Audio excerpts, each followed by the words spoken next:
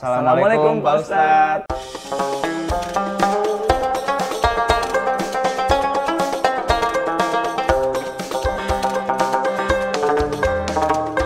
Waalaikumsalam warahmatullahi wabarakatuh. Pak Ustadz, kita punya teman yang tidak percaya Tuhan, Pak Ustadz. Kita harus gimana menyikapi teman yang kayak gini, Pak Ustadz? Iya, berarti ini berkaitan dengan keyakinan, akidah. Ya. Ateisme, paham tidak percaya dengan Tuhan. Berlawanan dengan monoteisme dan politeisme. Yakin ada Tuhan, yang satu Tuhan itu satu saja. Yang satu lagi Tuhan itu lebih daripada satu. Yang jelas dua kubu ini berlawanan dengan ateis. Ya, ateis lawan dengan politeisme dengan monoteisme. Nah, gitu. Gimana sikap kita? Kita yang punya keyakinan monoteisme, Allah itu satu. Pertama kata Allah, la hujjata bainana wa bainakum. Tidak ada pertengkaran untuk masalah keyakinan. La ikraha fid din. Tidak ada paksaan dalam agama. Sehingga kalau kita punya teman yang ateis, nggak menghalangi kita untuk bergaul dengan dia seperti biasa, berbuat baik, berkata jujur, ya, bersikap fair, transparan dengan dia ketika berbisnis, itu tidak ada halangan. Karena itu di ranahnya akidah. Kalau akidah itu la hujjata bainana wa bainakum a'maluna wa lakum a'malukum. Kami punya amal, kalian punya amal juga. Ya kan? Nanti Allah yajma'u bainana, pada hari kiamat Allah akan kumpulkan kita. Allah yang akan kasih keputusan tentang masalah keyakinan ini. Tetapi yang perlu kita ingat, sebagai ahli tauhid, orang punya keyakinan monoteisme, kita itu punya perintah berdakwah namanya. Jadi kalau ada teman kita itu nggak percaya dengan Tuhan, kita punya kewajiban berdakwah. Karena orang yang ateis itu sebenarnya sudah selangkah menuju tauhid. La ilaha illallah. Tidak ada Tuhan kecuali Allah. Dia sudah selesai nih. Tidak ada Tuhan. Selangkah dia. Tinggal selangkah illallahnya itu. Nah, kita bagaimana cara berdakwah, mengajak teman kita itu supaya setelah dia melangkah satu kaki, ya, melangkah kaki yang kedua. La ilaha illallah. Dengan cara apa? Tadi pergaulan yang baik, ya. Kemudian kalau memang perlu diskusi atau dialog, maka buatlah diskusi dan dialog yang baik. Atau mau cari yang mudah, kasih perumpamaan. Ya, seperti itu. Biasanya orang kalau pakai perumpamaan lebih mudah. Dan sebenarnya orang yang tidak percaya Tuhan, secara otomatis dia sedang menuhankan diri sendiri. Ketika dia katakan nggak ada tuh Tuhan, berarti dia nggak mau dikekang oleh satu perintah, Satu aturan apapun. Sehingga dia mau punya aturan sendiri. Itu namanya mempertuhankan hawa nafsu. Kata Allah, afara'aita man ittakhadha ilahahu hawa. Bagaimana pendapatmu tentang orang yang menjadikan hawa nafsunya, dirinya sebagai Tuhan? Jadi sebenarnya dia pun punya Tuhan di dirinya sendiri itu. Maka kita punya kewajiban berdakwah kepada mereka dengan cara yang baik. Ataupun pergaulan seperti biasa. Firaun menuhan diri sendiri. Tapi Nabi Musa kata Allah apa? Faqula lahu qawlan layyina. Wahai Musa, wahai Harun, bercakaplah dengan Firaun dengan ucapan yang bagus, yang lemah lembut, jangan kasar. Stop nyembah rantai sepeda.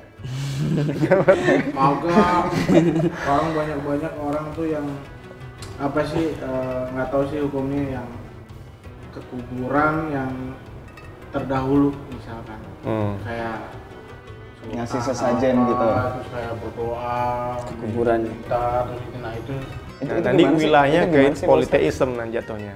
Punya Tuhan banyak, politeisme. Tapi kalau dia nggak menuhankan, Ustadz, kan banyak nih ada budaya-budaya yang budaya tiap misalnya tanggal ini, tanggal berapa Muharram gitu, terus ngelayat ke kuburannya dulu ulama siapa, sampai bawa gitu.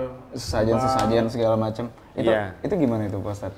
Dalam Islam, ya, kalau seseorang berkunjung ke kubur dengan niat mengingatkan dia dengan peristiwa kematian, mengingatkan dia dengan akhirat, itu malah dianjurkan berziarah ke kubur.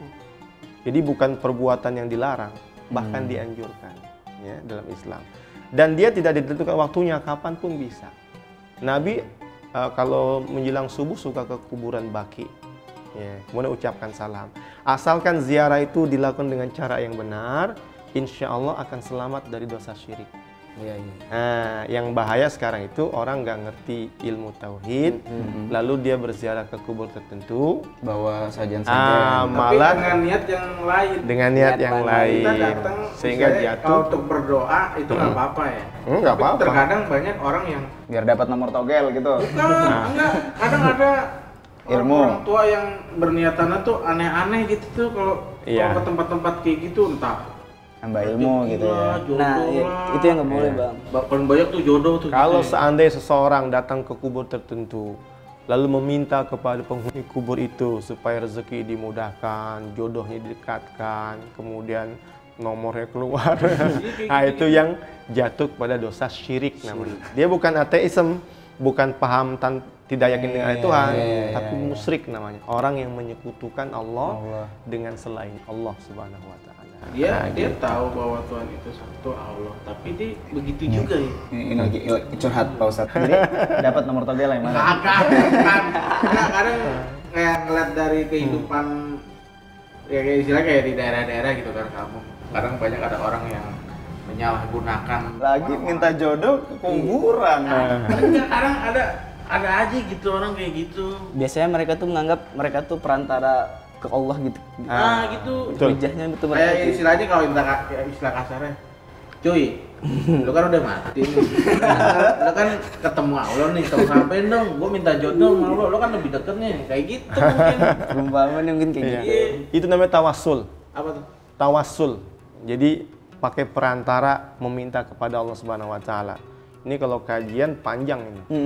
Ada namanya at-tawassul bil a'malis sholihah. Perantaranya amal soleh. Ada juga dengan yang lain itu. Nanti ada khilafiyah ulama satu dengan ulama yang lain. Tetapi untuk orang awam ada kaidah yang bagus yaitu namanya sadduz zara'i.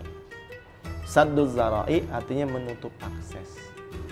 Ketika sekarang ini banyak orang ke kubur malah tergelincir, sebaiknya nggak usah ke kubur itu.